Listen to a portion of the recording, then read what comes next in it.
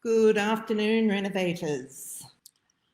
Now, I don't know about where you are, but it is absolutely bucketing down in Sydney and it's making life a little bit difficult, but good, because if that's all I've got to complain about, I don't have too much to complain about. So today is Thursday, as always. We had our big weekend, and thanks to those of you who came. I hope you had an awesome time. I know you did, but just checking in. It's so nice to get together for real. So we're sort of thinking we might do it again next year. We've put out a survey to ask you what you think. So if you're thinking it's a good idea, then we will definitely do it. But in the survey, we've also asked you what you would like to have us cover. And so it was a bit of a stab in the dark this year. So if we come at it again, then we want to be able to, try and hit the hot points or where you're wanting to learn the most.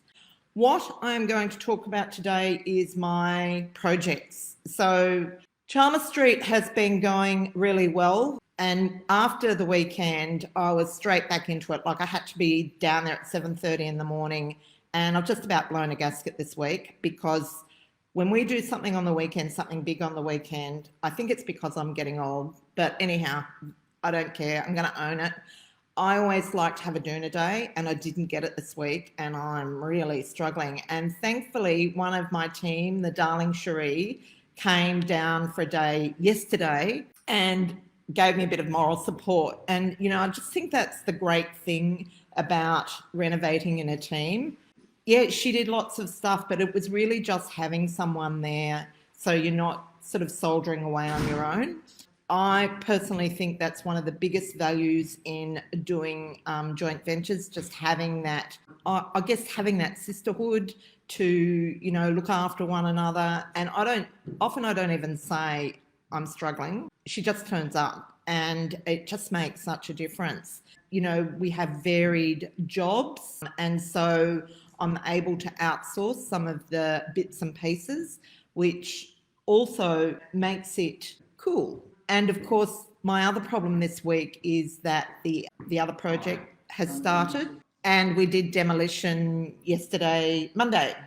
I had instructed my son to make sure that he followed the requirements of the apartment block and put the notification up, put the floor protection down. And when the next day I got a rather irate call from the building manager to say, why wasn't it done? And of course, I don't know.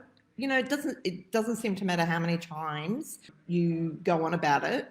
Sometimes it doesn't happen. And I think it's a man thing. I think they put their man hearing on. And so I've come to the decision, you either do it yourself or it doesn't get done. So demolition is happening on the Land Cove job next Monday. And thankfully, I'm not going to have to be there. I thought I would have to be there, but one of our renovators is standing in for me, and so that I can focus on getting Chalmers Street finished. And I decided to give myself some leeway with Chalmers Street. So we booked in the auction. It's really, like one of the things that I put in the training is around once you're getting close to finishing the project, you really got to look at your plan because everything changes. I've never done a project where it hasn't changed. So from the time you start to the time you finish, the landscape looks different, the timing looks different. And so particularly getting close to Christmas. So if we were, say, 2 weeks later, I would be pulling this back and saying we're not going to market till after Christmas. While I think this year is different, I don't ever like to be going to market too close to Christmas. So I made that decision with Darley Street. Because we don't have a loan on that, there's not the same pressure. And so let's just pull back and we won't continue to progress, but not really pushing, which is what I was doing to keep the momentum up. Because if we do that, we're going to be going to market just before Christmas, which is crazy. So that takes the heat off. The other thing we've had this week is Melbourne Cup. And of course, I sent out the invitation because Karoma very kindly said to me, we've got about 20 spots. Do you want to send it out to your community? So we did, and we got a couple more takers.